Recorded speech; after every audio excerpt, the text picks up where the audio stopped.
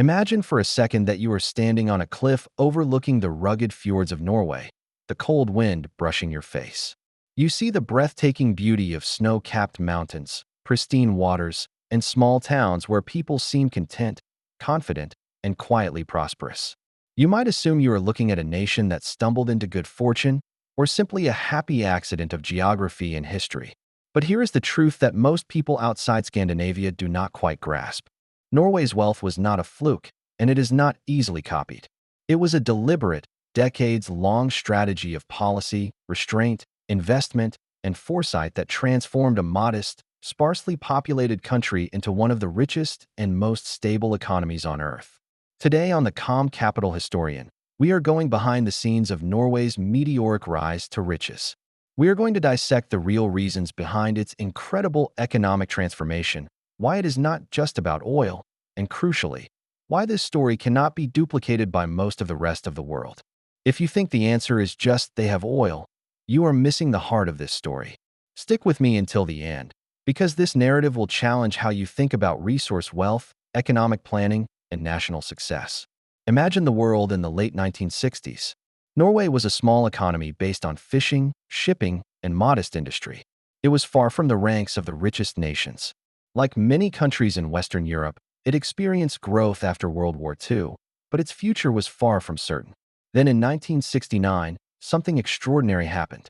Norwegian exploration efforts in the North Sea struck oil in a massive way. This discovery was not a tiny well that trickled oil out like some distant fairy tale. It was a bonanza. For the first time, Norway had a resource that could generate enormous revenue for decades. And unlike many countries before and after, they chose not to squander it on short-term splurges and political giveaways. They chose a radically different path. In the early 1990s, Norway's parliament made one of the most important economic decisions in the history of any nation. It created what is officially known as the Government Pension Fund Global, but is more commonly referred to as the Oil Fund. This was not a fund in a typical sense. It was a mechanism to capture the windfall from oil and gas revenues, not for immediate spending, but for long-term national benefit. The principle was simple, but incredibly powerful. Instead of letting oil money flood Norway's economy, inflate prices, and make the rest of its industries uncompetitive, the government decided to save it. And not just save it, but invest it across the world. The result was a massive sovereign wealth fund that today sits near $2 trillion in assets, making it the largest of its kind on Earth. Think about that for a moment. A country of about 5.5 million people manages a financial portfolio larger than the entire economy of most nations. That extraordinary amount of capital is generating returns and dividends that support Norway's public services, pensions, and fiscal stability. This is not theoretical. In 2024 alone, the fund posted a record annual profit of about 222 billion Norwegian crowns, driven largely by its investments in global equities. But before we go further into the mechanics of the wealth fund, we have to understand the mindset that built it. This was not accidental fortune-telling. Norway's leadership in the 1970s and 1980s understood the risk of resource abundance hurting their economy, and they took steps to mitigate it. Economists call this the avoidance of Dutch disease, a phenomenon where booming resource sectors can cripple other parts of the economy by making the local currency too strong and manufacturing too expensive. So Norway made a radical choice, far ahead of its peers. They created a long-term savings plan on day one, before the oil even started flowing at full speed, so that the wealth would benefit many generations, not just the politicians of the next election cycle. This is where the first lesson of Norway's success lies. It is not just about having a valuable resource. It is about how you manage it. It is one thing to discover oil. It is another thing entirely to use that oil to build sustainable prosperity. Now let us look under the hood and ask the question many people get wrong. Is Norway rich because of oil revenue, or because of how it used that revenue? And this is where the story gets both inspiring and deeply instructive.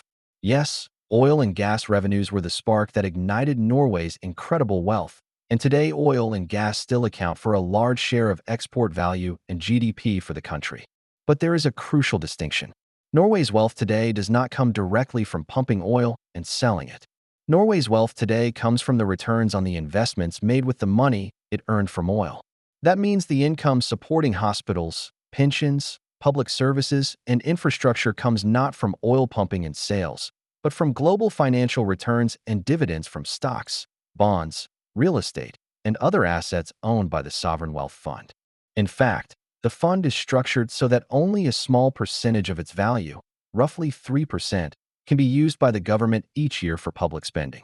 This rule was adopted to ensure that Norway did not spend more than the expected real return on the fund, keeping capital intact for future generations.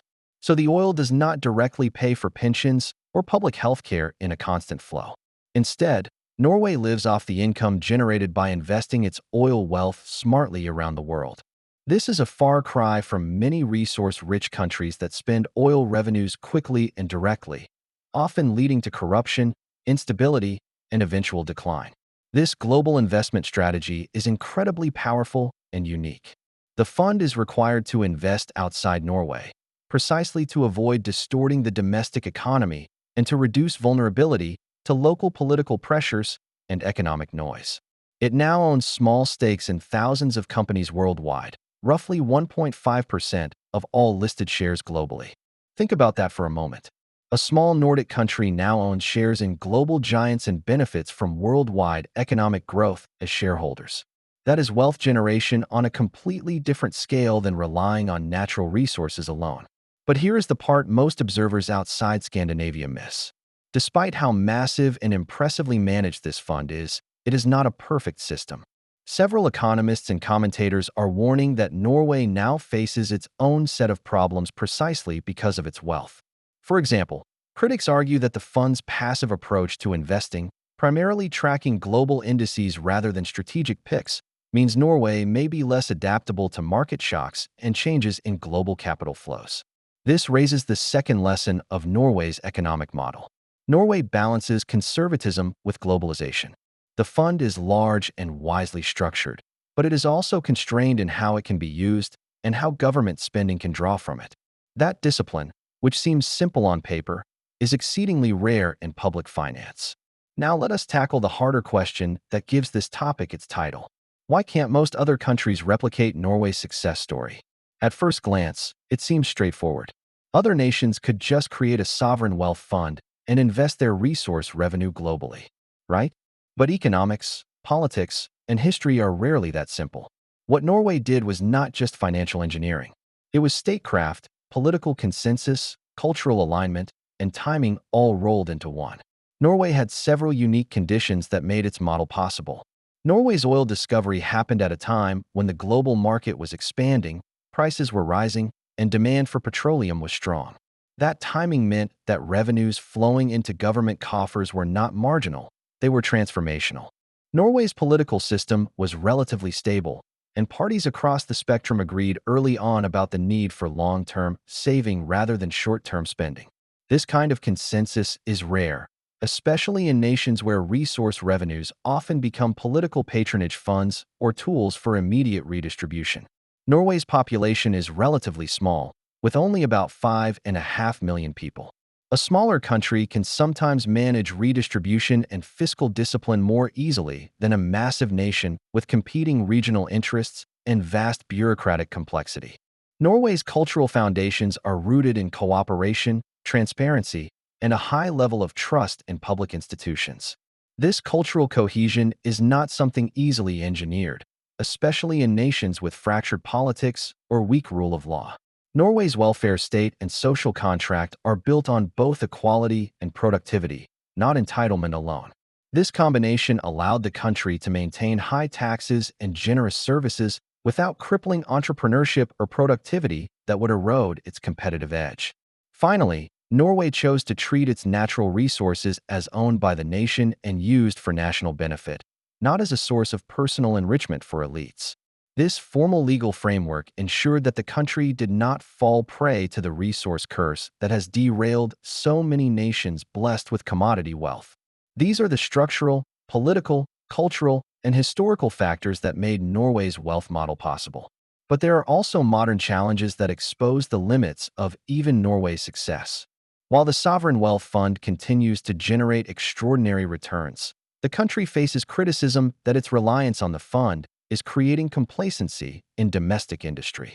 Some economists warn that Norway's economy may be becoming less innovative and dynamic precisely because it can wait for global investment returns without pushing local competition and entrepreneurship as hard.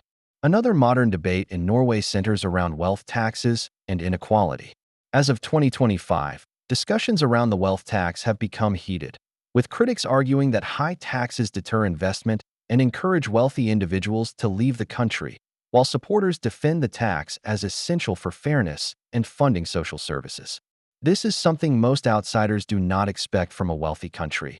Debates about how to sustain prosperity while managing the incentives and disincentives of high taxation and social redistribution.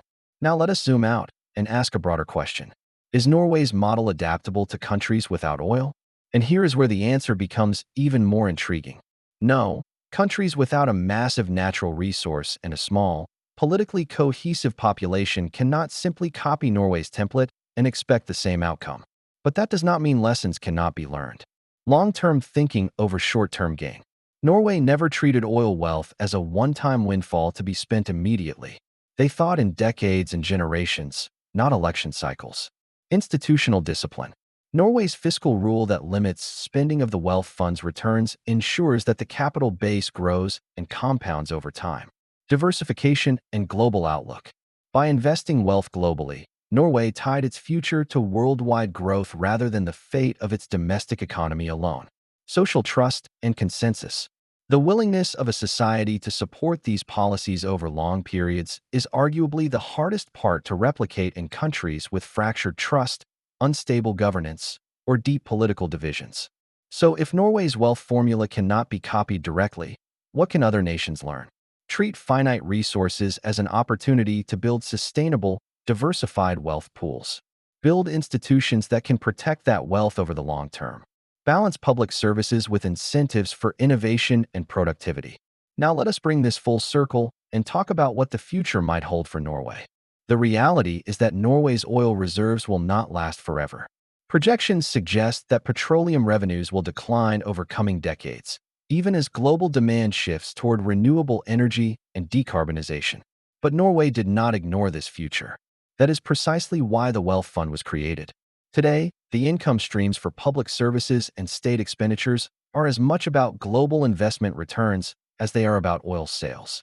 This shifting economic foundation means Norway is preparing itself for a post-oil world, not merely riding the oil boom and hoping it lasts forever. At the same time, having a massive sovereign wealth fund means Norway can invest in the technologies of tomorrow, from renewable energy infrastructure to global green transition initiatives. It can allocate capital to sustainable development without being forced into austerity or instability. But the success story does not guarantee perfection. Norway still faces challenges, demographic shifts, an aging population, pressures on labor markets, debates about taxation, and tensions between public spending and investment incentives. None of these are unique to Norway, but they highlight that even extraordinary wealth does not solve all economic and social problems. So what does it mean, in the end, that Norway got rich and others cannot copy it? It means that Norway's wealth is not just about resources. It is about foresight, discipline, policy, and societal cohesion. It is a story of choices, not chance. Other countries may have resources, talent, and promise, but without the institutions and societal support to manage wealth responsibly over the long term, they risk repeating the familiar resource curse story rather than Norway's success. This has been another deep dive from the Calm Capital Historian. If you found this exploration enlightening, thought-provoking, or worth sharing, do share it with someone who wants to understand not just how Norway became rich, but why that story is far more complex and far more instructive than a simple headline about oil.